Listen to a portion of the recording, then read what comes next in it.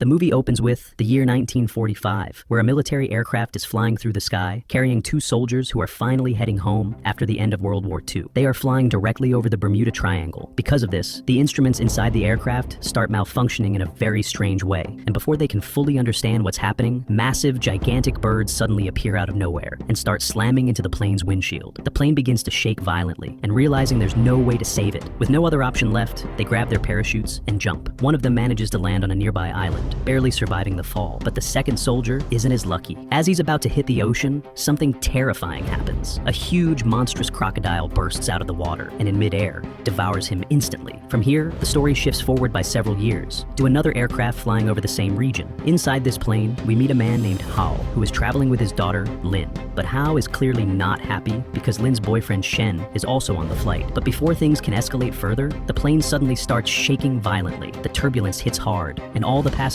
panic as they quickly put on their oxygen masks. And just like before, this aircraft is also flying over the Bermuda Triangle. Because of that, its systems begin to fail, completely shutting down one by one. And then, those same giant birds appear again, crashing into the plane. One of the engines even catches fire because of the impact. Now the situation becomes critical. A part of the aircraft breaks off midair, and several passengers are thrown out. In the middle of all this chaos, Hao somehow manages to reach Lin. Meanwhile, the pilots finally bring the aircraft down, but not smoothly. The plane crashes into the ocean at high speed, slamming into a rock. The impact is so powerful that the aircraft splits into two parts. The section carrying the passengers spins uncontrollably in the air and is thrown toward the edge of the island. After some time, Hao regains consciousness. He's alive, but badly injured. What they see is devastating. The aircraft is completely destroyed, and only a few people have survived. Very quickly, they realize something even worse. There's no drinking water on the island, and none of their phones have any signal. Understanding the seriousness of the situation, everyone starts collecting useful items from the passengers' belongings, so they can use them carefully to survive. But deep down, Ho already knows the truth. Like this, they can survive for maybe 2 days at most. So, gathering his courage, he decides to head into the nearby jungle to find food and water. Shen joins him, along with a professor who also survived the crash.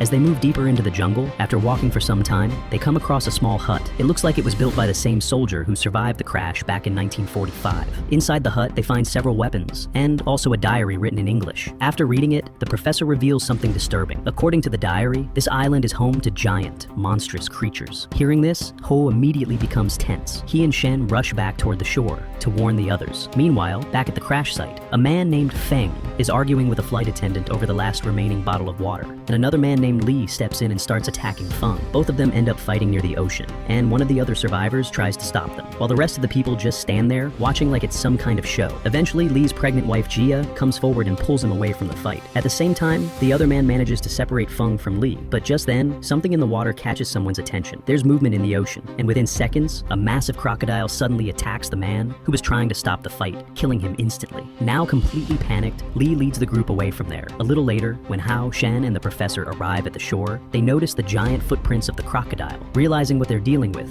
they begin following the tracks. Meanwhile, the crocodile is already hunting the survivors, chasing them down one by one. During the chaos, Feng and a girl named Sao go in one direction, while Li takes Jia, Lin, and a few others in another. After some time, Li's group reaches a clean river. Since it seems safe, they take a moment to rest, drink the water, and clean themselves. But suddenly, Li hears a sound coming from nearby bushes. Everyone freezes in fear. However, when they see Hao, Shen, and the professor coming out of the bushes, they feel relieved. But Hao immediately tells everyone to stay quiet. He can hear something moving nearby, and then they see it. Behind a large rock, the crocodile is hiding, waiting to ambush someone, as one of the passengers unknowingly walks closer to it. And in the next second, the crocodile attacks and devours him. Now, panic spreads again, and everyone starts running. The crocodile immediately targets Hao, jumping toward him to kill him. But Hao quickly reacts, jumping onto a nearby rock to save himself. At the same time, another passenger gets their leg stuck between rocks. The crocodile brutally kills him, giving Hao just enough time to escape and regroup with the others. Realizing they can't survive out in the open, Hao leads everyone back to the soldier's hut. There, they gather some weapons and decide to stay overnight to protect themselves. The next morning, Hao wakes up early and heads into the jungle again to search for fruits. Meanwhile, Feng is still alive, along with Sao. As they walk, they come across a large spider web. By accident, Sao bumps into a tree, and a sticky green substance falls all over her body. Feng laughs at her for it, and then they decide to go to a nearby river to clean it off. But what they don't realize is that the sticky substance was actually the eggs of giant spiders living on the island. At the same time, back at the hut, Lin wakes up and goes outside with Shen to look for Hao. But the moment they step outside, they freeze. They see giant spiders surrounding the area. Without wasting a second, she rushes back inside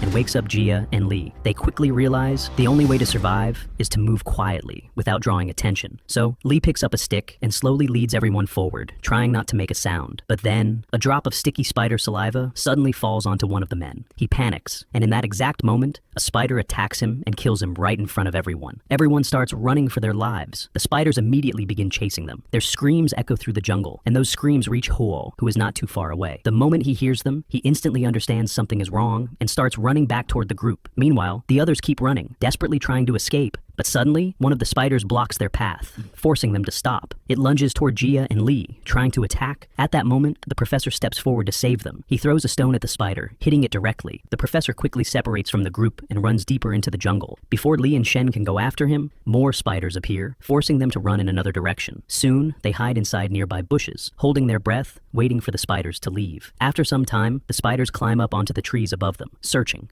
And just then, Hao arrives.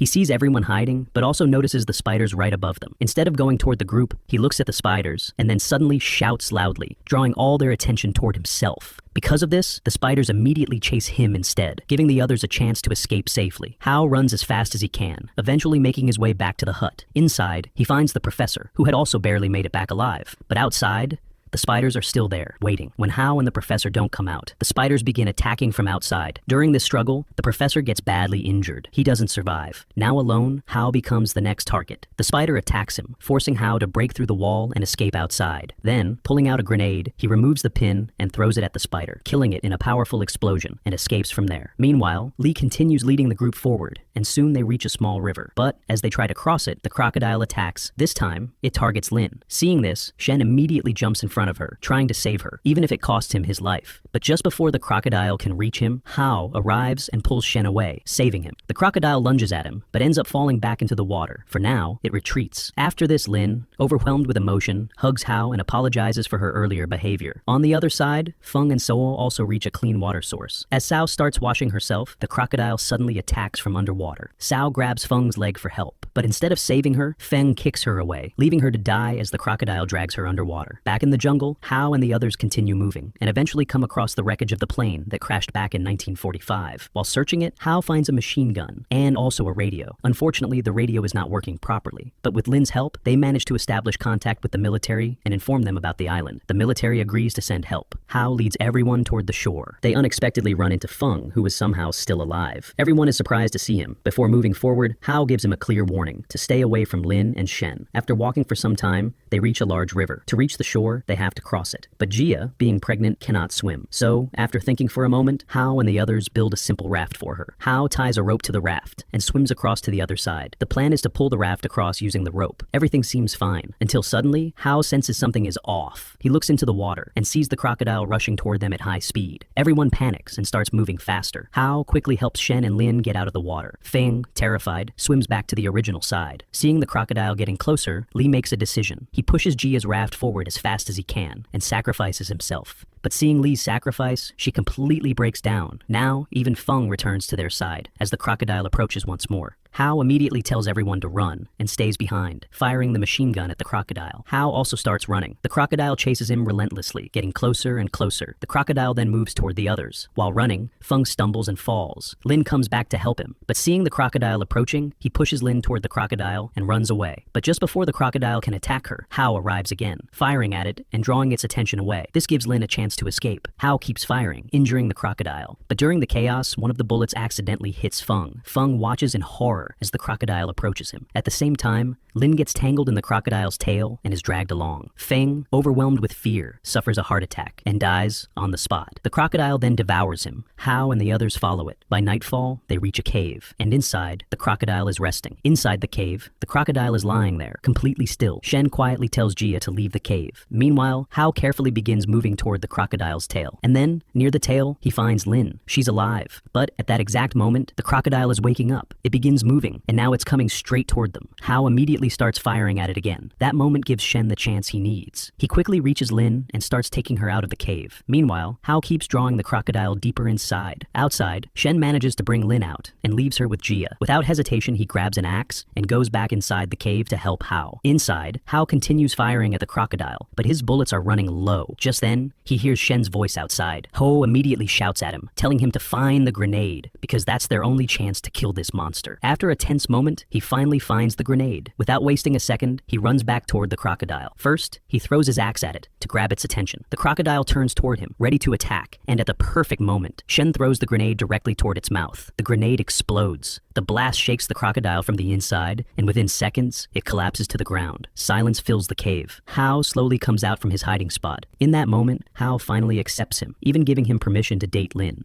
because now he has truly seen Shen's courage and Lin's love for him. But just as they're about to leave, they realize something horrifying. The crocodile is still alive. In a final desperate move, it suddenly lunges toward Hao from behind, trying to kill him. But Hao reacts instantly. He grabs a nearby dagger and throws himself onto a rock. As the crocodile attacks, the dagger slices through its body from neck to stomach, tearing it open completely. This time, it's over. The crocodile finally dies. Shen quickly pulls Hao out from beneath it, and they rush outside together. Lin and Jia, seeing them alive, feel an overwhelming sense of relief. Without wasting any time, all of them start heading toward the shore. And as they finally reach the coastline, they see something that brings real hope. In the distance, under the rising sunlight, rescue helicopters are approaching. And with that, their nightmare finally comes to an end.